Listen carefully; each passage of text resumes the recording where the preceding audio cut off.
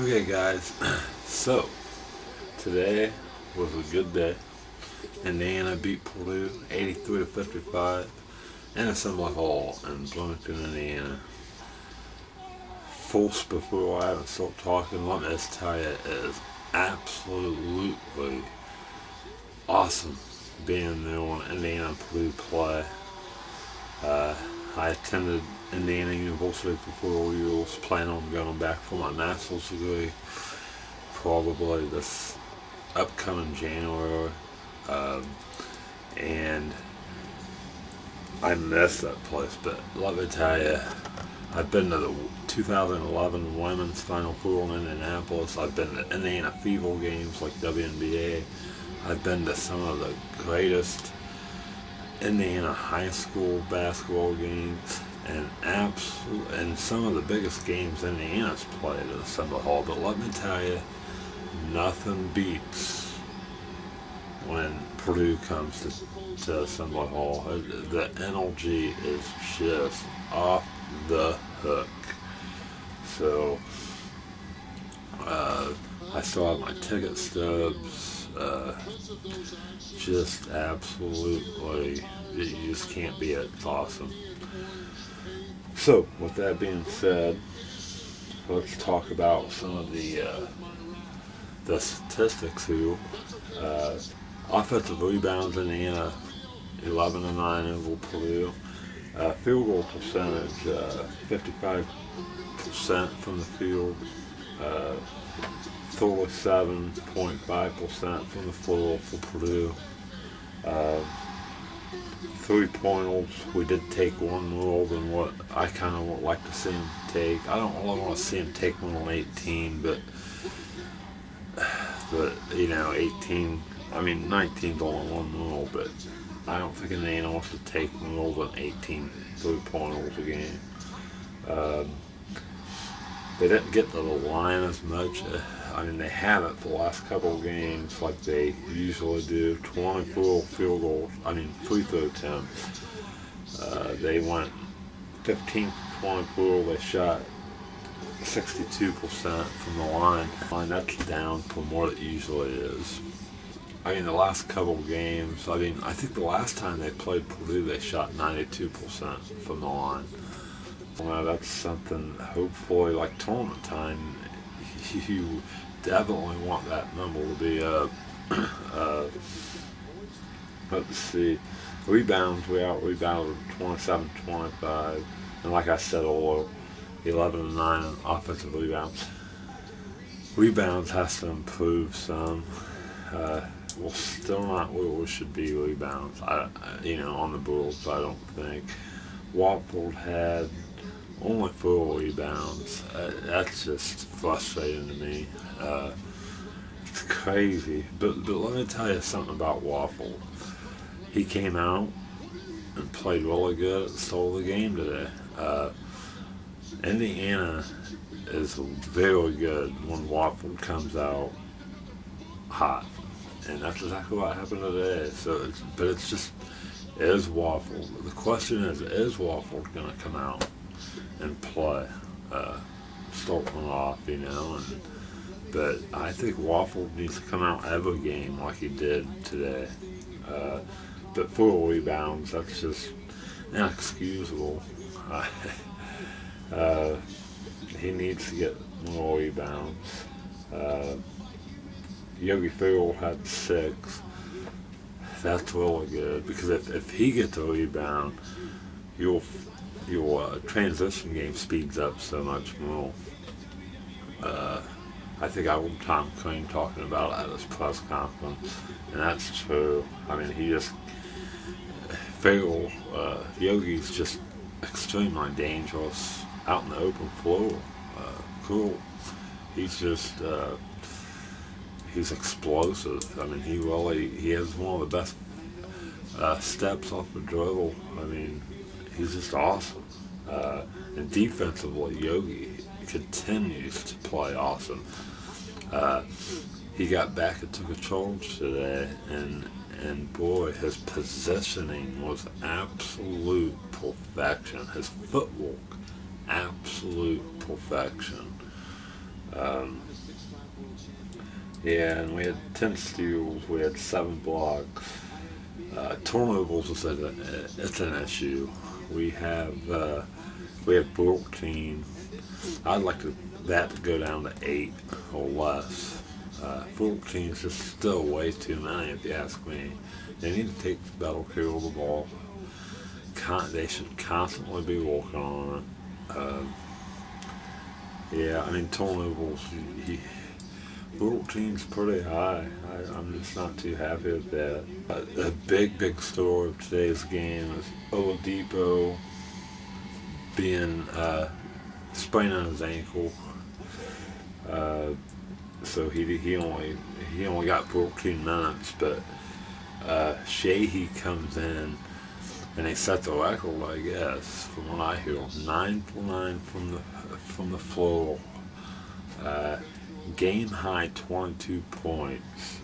He was 2 for 2 beyond the arc. So Sheehy, hats off to Sheehy. Sheehy's awesome, and he could be a starter anywhere in the country. I mean, he's just best sixth man in basketball, no doubt. Prayer had 5 minutes, was non-factual basically. I don't know, he's been a disappointment to me. But I'm sure he'll come along in his development. Hopefully during the off season he really pushes hard, but and comes back much improved. Cody Zeller did phenomenal as usual. 19 points, 9 rebounds. He needs to sometimes increase his rebounds a little bit, I think. But I mean, he's not doing bad. Holes, 11 points, not bad. Assist, Holes got 5, so did Yogi. We held Hammonds at 3 for 10 shooting, 6 points, 3 boards. That's pretty impressive.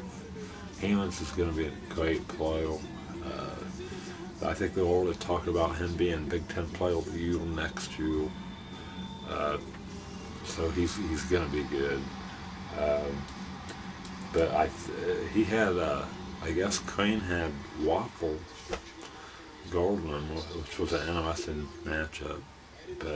But once again, this demonstrates, I mean, with Oladipo going out and Sheehy coming in and just kicking butt, it just demonstrates how versatile, and I've talked about this before, how versatile Indiana is. I mean, they can pretty much do anything. They can pretty much do anything defensively, and they can do anything offensively. I mean, usually you have 4 guards out on the floor at one time for IU. I mean, you have Watford, and Watford, he stretches the defense a lot, like the opponent's defense a lot, because he was a big man. He can drill threes, so that's very impressive, and that really causes problems for other teams' defense. And then you have Oladipo, who is probably the most versatile player in the country right now, and he stretches out that defense. Anyway, the game got a little physical. I didn't like it. A ref needs a quick whistle in a game like this. If not, temples can flail. And it just about happened today. I wasn't too happy with Purdue trying to fight Indiana. I mean, I just thought it was crazy stupid. But anyway, at the end of the game, I loved it. Assembly Hall was chanting Ball State's battle. And I used to be a part of them chants, and I miss it. But it was awesome. Ball State is battling. You know what? I think Ball State is at this point. But I do have the utmost respect for Matt Panel. His press conference, I watched it. His press conference was awesome. Has a ton of respect for Indiana, and I like him. I really appreciated how nice he was and stuff. I mean, You know, I think he's a good coach, no doubt. And then Chris Kramer, he's a Huntington grad, and he played for Purdue, and Matt Panel's been to Huntington several times, and I have, see, as much as I dislike Purdue, I love Chris Kramer, and he played for Purdue, so I love the Kramer family. They're awesome people. Tuesday night, Indiana plays Michigan State. Oladipo is questionable. If it was me, I would probably not play him, to be honest.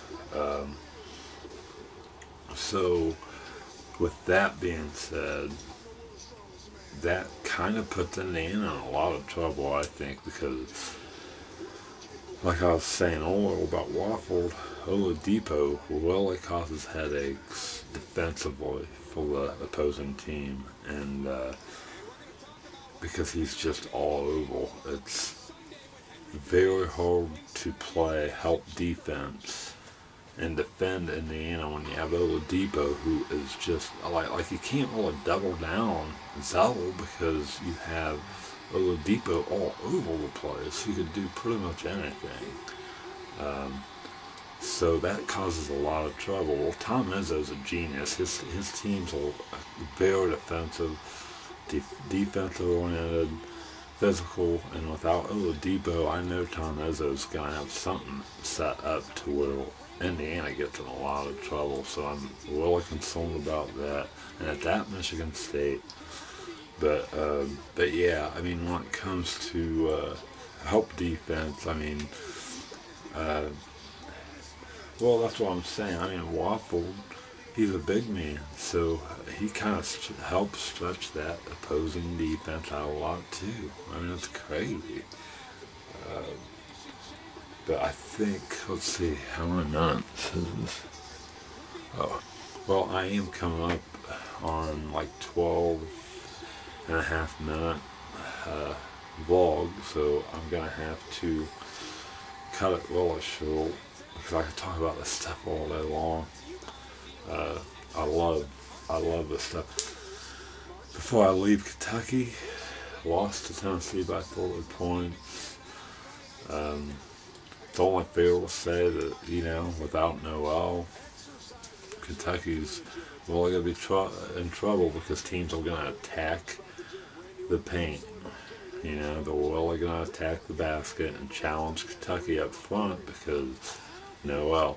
I mean, before Noel leading the country in blocks, full